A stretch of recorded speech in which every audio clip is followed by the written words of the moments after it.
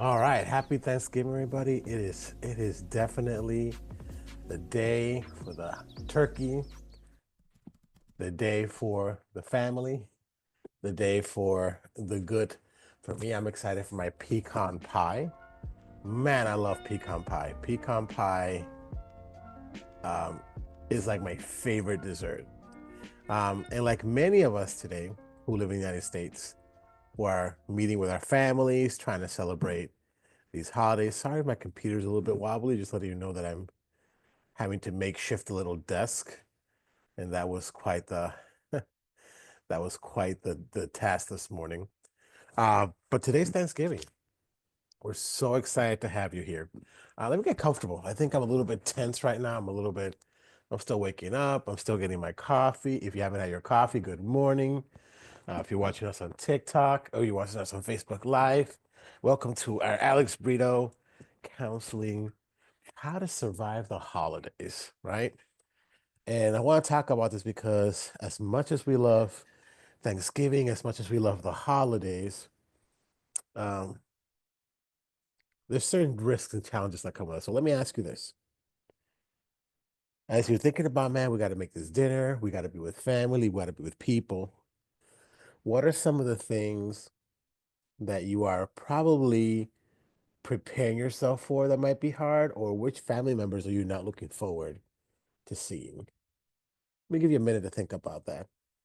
Thinking about Thanksgiving, the question is, when you think about your Thanksgiving today, what are tensions, family members, or situations that you're not looking forward to? If you're in our TikTok or in our Facebook, please comment. We'll try to get to every comment as much as we can, right? Um, the whole goal is how do we survive? Oh, not how do we just survive? How do we thrive throughout Thanksgiving today? How do we deal with the difficulties by one simple matter, being thankful and grateful? Here's something I do with my practice a lot of times. And I'm going to ask you guys the same questions. When I ask a patient who's struggling, I'll be like, hey, tell me what's going on. Tell me all the bad stuff that's happening in your life. And they'll be like, well, you don't understand. This is happening to me. My car broke down. My cats are tripping. My partner is being weird. I'm struggling with pain. All these different things. We can name real quick what's going wrong. That's easy. We're kind of wired to figure out what's wrong, what's going on. But when I ask, okay, now tell me five great things that are going on with you, that's when you get the heads turned like, let me think, let me process. Why? Because a lot of times we're so wired to think about our problems, to think about what goes wrong, to think about what is not working, to think about all these other things that are really not benefiting us. But to think about the things that are going well, oh, Lord, help us. Lord, help us. Because I think we have this innate desire to, let me switch that back, not innate desire. I think we've been conditioned, is the word I would use. We have been conditioned to mostly look and think about the negative. The negative. So let me ask you this. This guy here, we just saw on the internet, is telling you that being thankful and grateful is not, let me be clear, not only the key, it is the it is the best thing you can do to not only survive, but to have a great family um, outcome, even though there's differences, even though there's tensions. Now, why is that? And I got my little cheat sheet phone over here with some facts. Just want to throw your way to talk about like how do we in Thanksgiving learn how to value being grateful and thankful. Now, I want to be clear because I know we're in a world where people get things mixed up. When I mean being thankful, I'm not saying settle if you're struggling with something. If you got a bad relationship, if you got a bad circumstance, I'm just going to settle. Thankfulness is not settling. It's recognizing that not everything in your life sucks. It's recognizing the things that are good, the strengths, the things that you know, like, hey, if it wasn't for this situation or person, I wouldn't be where I am. And here's why, if it, and depending on your culture, I'm a Dominican person from Latin America living in the United States. So I've noticed there's some differences on how people view thankfulness here in the United States compared to Latin America. So there's some cultural factors we're going to talk about that specific to Hispanic and Latin American culture, which is the culture that I know the most. Again, if anybody experts in the future want to come share about their cultural traditions or their perspective, it is welcome. We would love to bring people into this podcast and have a really, really cool, awesome debate. So, why is thankfulness important? Why is it the tool that we need? And let me share why it's an important tool. First of all, there's some benefits to being grateful that affect your mental health. Here's why. One, it reduces anxiety and stress. When you live are more aware of how grateful you are naturally less stressed and less anxious. It helps improve your relationships. Imagine a relationship where all you hear is what you don't do wrong. You feel like useless, but if you're like, hey, even though I'm struggling with this, I'm thankful that you're really good at this. I'm thankful that you're really good at this. I'm thankful that you're helpful and contributing in this. That helps solidify most relationships. Another benefit to it is that it increases resistance and resilience. When we're grateful, we can show resistance and resilience in life and the things that we're challenged with. It is important to know that to be resistant, we have to be thankful, not just point out what's wrong, not just be cynical. We think cynical is strong. It's not. It also, there's some studies that have shown that people who live a grateful life tend to have a higher quality of life, have a better way of enjoying some of the things like family, trips, stuff like that. All those fun Instagrammable moments are actually more enjoyable when you're actually grateful.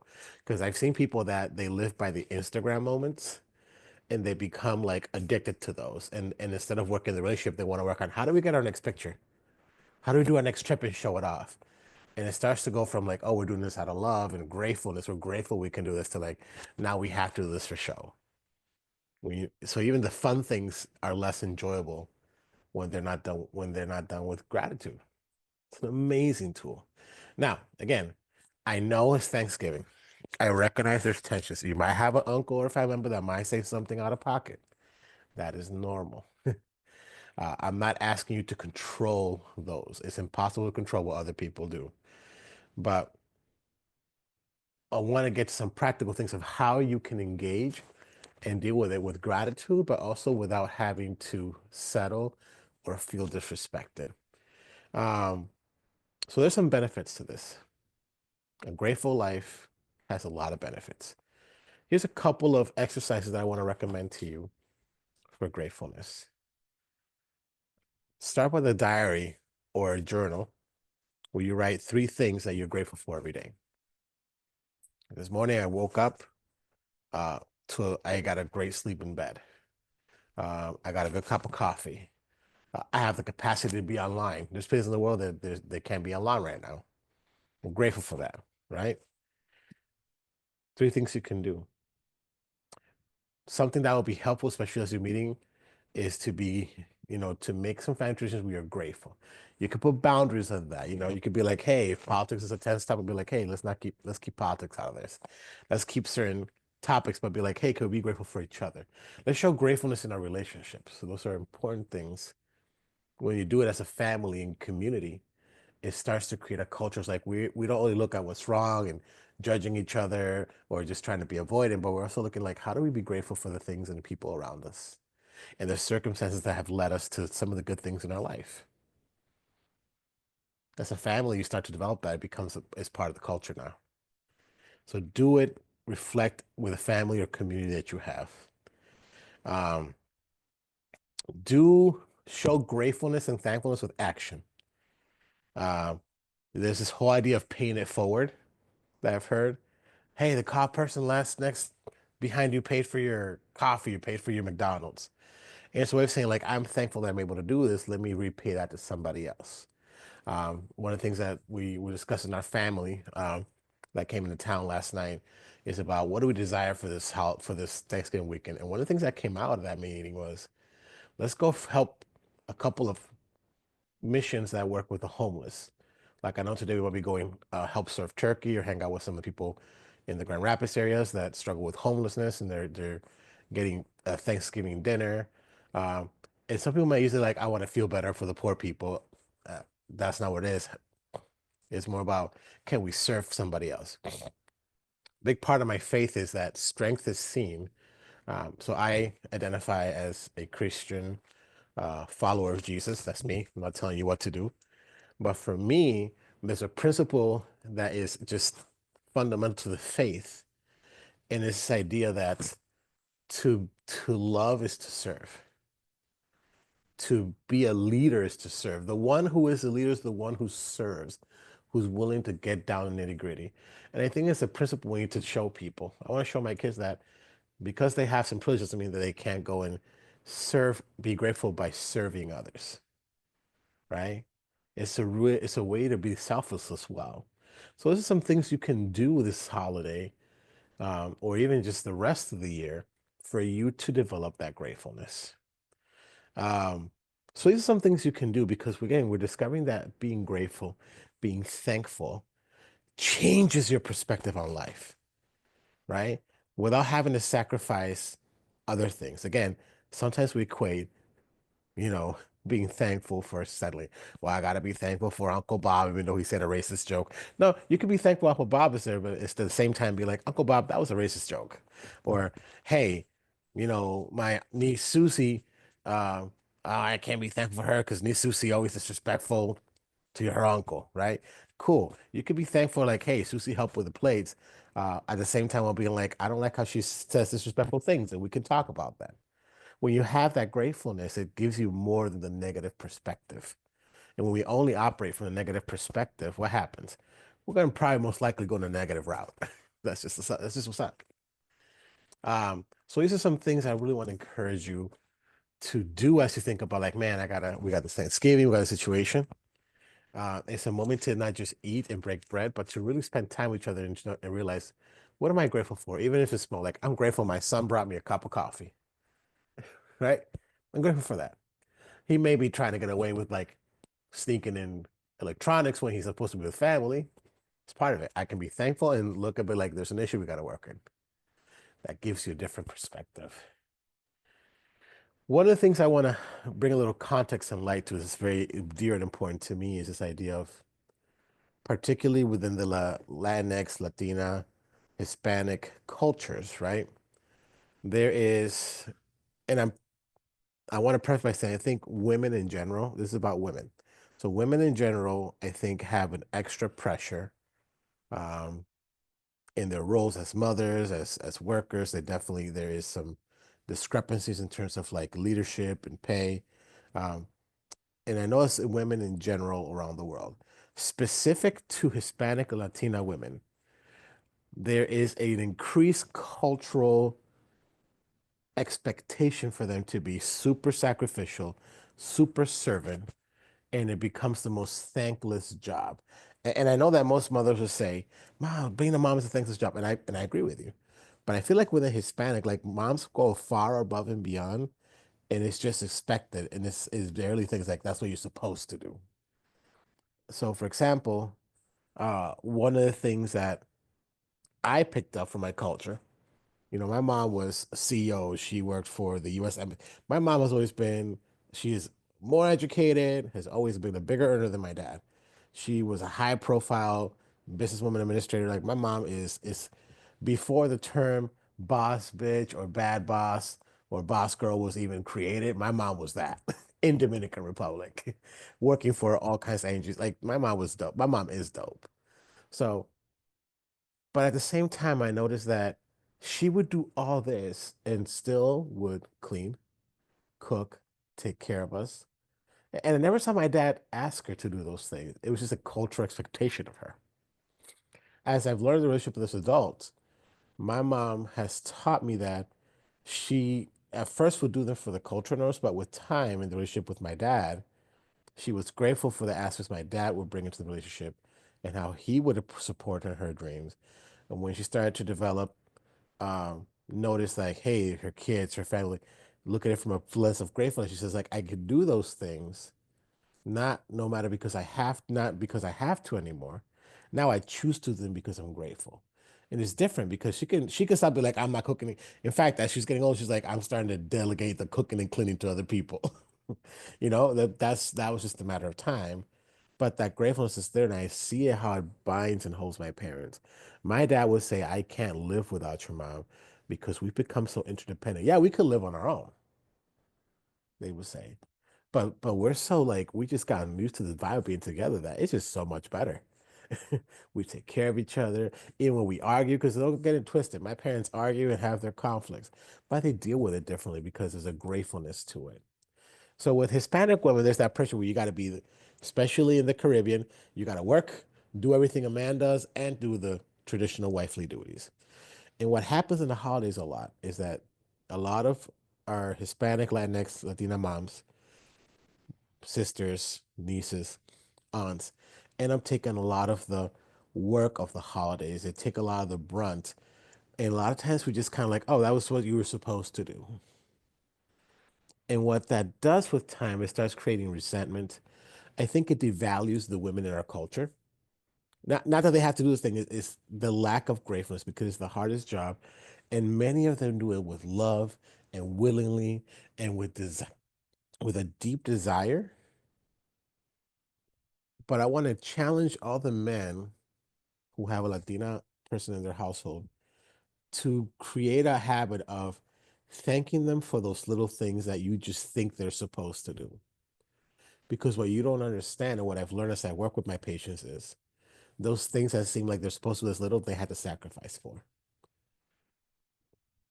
Most of them nowadays, you know what? Let me strike that back because I don't want to give out false information.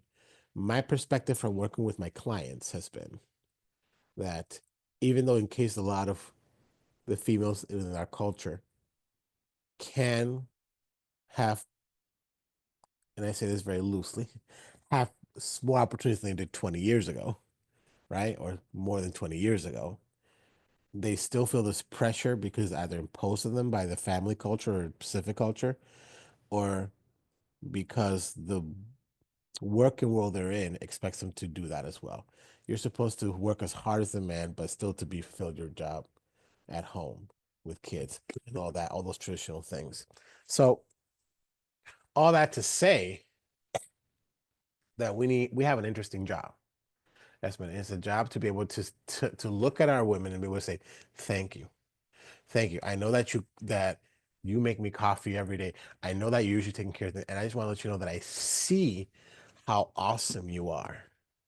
That's thankfulness. It's recognizing the awesomeness and recognizing that we need each other. Because we live in a world that's saying we don't need each other. Men and women, biggest lie we've ever been told. It's on TikTok, it's on Instagram, it's all things. I'm an independent woman. I don't need a man. I'm a man. I don't need no woman. Bull crap. We need each other. Sorry, I diverted for a second. We got to be grateful to understand, like, hey, we need each other. We don't have to take abuse from each other, but we need each other because we can choose to be to work and cooperate together. With our Latina women, I think they need that extra love of like, I need to be grateful for you. I need to share and publicly say that these things that you thought were just what you're supposed to do, I realize that they are life-giving to me. Even that will make it feel like it's an inspiration to them. And I think it's a respectful and loving thing to do. So I want to encourage you to, if you got a Latina mom, uncle, sister, even your annoying sister, okay? Be nice to your annoying sister. Show them gratefulness because it's going to be important. Now, what are some ways we can practice uh, help gratefulness? I have someone saying, will you help? In my TikTok, and I don't know what they're talking about, but shoot me a message if you got any questions or check us out. Again, I'm still kind of navigating these different lives. But if you are having questions, if you have anything, please contact us. My email is alexbritocounseling@gmail.com. Check out our website, alexbritocounseling.com. You can get a hold of us. We'll contact you via WhatsApp, text, Messenger. We just want to connect with you if you're struggling in this holiday. And give you some tools, right? So please continue. Don't be afraid to reach out to us. We want to be able to help you. Um, while we close, I want to give you a couple of things, practical things you can do to show gratefulness. The first one is Write thank you letters to someone who has impacted your life, right? Keep a gratitude journal, right? Things that you're grateful for every day, even today in Thanksgiving. Create a family tradition during dinner. Have each one share. Some people want to do this, but share like what's something you're grateful for. Uh, I encourage you to do activities that allow you and those you love to show gratefulness and the value of serving others. I think that's a great value. So there's some practical ways you can show gratitude that I want to encourage you. Now, there's some challenges we got to face. We got uncomfortable tensions. We got family members that might say things that are out of pocket. We have maybe tensions from years and years ago that are coming up in the family dinners. I want to give you some ways to handle those tensions during the holidays. The first one is setting boundaries. And what's important about boundaries, to be able to say, like, hey, in order to maintain the really good relationship we have, in order to maintain a really good moment together, there are some things that need to be included or excluded from the conversation. Not because we hate that part of you, is because in this environment, it's not going to go well. For example, unless you are able to talk about politics calmly and lovingly and peacefully, that's not a lot of people. Maybe politics should stay out of it. I know that for some people, that's a lot of value, but there's more to you than your politics. You could talk about your values that don't have to become political. For example, I'm very pro-family. That doesn't mean that, for example, let's say I have a niece that doesn't want to have kids. That doesn't mean I scorn her. I hear her perspective and she hears why I love families and why I think families are dope. And what are the challenging parts about that? We probably have a boundary of not disrespecting each other. A boundary of like there's certain topics that we don't talk about just because this is not the time or place. It's not that someone's a coward. It's not that it's an avoiding things like in this particular holiday night that might not be the time or place. Instead of together as a family, hey, let's talk about this. Because if it's agreed upon, we could be like, well, the ads. We said no this. Let's get back to it. So it's a way we can really enjoy each other. There's more to it than your politics. If you're in the United States and you're American, let me tell you, as a person who's lived outside the United States, a person who's traveled to other countries, as important as politics is for society in some ways, for your interpersonal relationship, it is the least important thing. There's more to life than politics. And not all politics look the same. So remember that your politics don't reflect the whole world or everybody's experience. It's okay. They're important to you. You're allowed to have them. I encourage, you know, civil participation, but not as a place to create discord and issues. Absolutely not. We put a line there. Um, Allowing also to, one of the boundaries you could put is like, hey, focus on the positives. If we see something going, let's practice self-compassion. Let's say compassion for others and for ourselves. Encourage a environment of listening and of support in case someone feels overwhelmed. Like, hey, we have Susie that might get overwhelmed. What's the plan for her so we don't make her feel excluded? Okay. I want to encourage you that if you're in Grand Rapids and you're struggling, whether it's like, hey, I'm having a hard time, or this is a hard time for me because I had a family passed away, or I'm thinking about hurting or harming myself, please call the suicide hotline, prevention hotline. Um, and I'm gonna get that number real quick once I get my phone. Um, but yeah, suicide prevention hotline. I know there's a lot of different mental health hotlines. If you're really struggling, call the emergency room. I'd rather you be well than for you to be silent. So let me get you that hotline for the suicide. Um, Thank God for technology. So the suicide hotline is 988. Okay. So it's just you dial 988 if you're struggling. Even if you're just kind of feeling with some feelings, call them. They can direct you to the right place. But just dial 988. You can dial, text, or chat. Um, and you can also go to the official website, which I believe is 988lifeline.org. So a lot of the suicide preventions, if there might be other numbers in other parts of your county, but I want to make sure that you're well. You're well.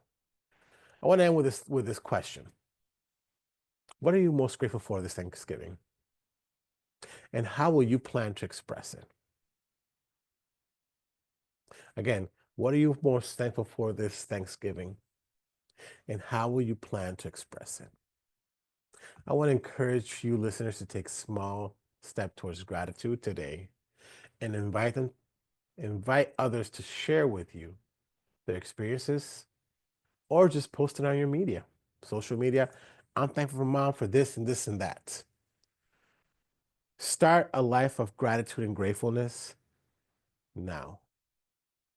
Why? Because it can be very helpful for you. It increases your life expectation, reduces stress and anxiety, and it will help for you, hopefully, really enjoy a holiday like today. From our office and our staff at Alex Biddle Counseling, I just want to say, have a great Thanksgiving. I hope you're able to not just survive, but to really thrive this holiday season with good boundaries, with gratefulness, and with service. Until our next time, have a great day. I'm thankful for all of you. I'm thankful specifically to my staff, my family, and anyone who supported us in the last few years. You have helped us create transformations for many families and people. I'm incredibly grateful for the year we've had. And it's all thanks to everyone who has listened to our content, who has come to trust us. As small as a number that might be, I'm incredibly grateful for all of you. I hope you thrive and you heal.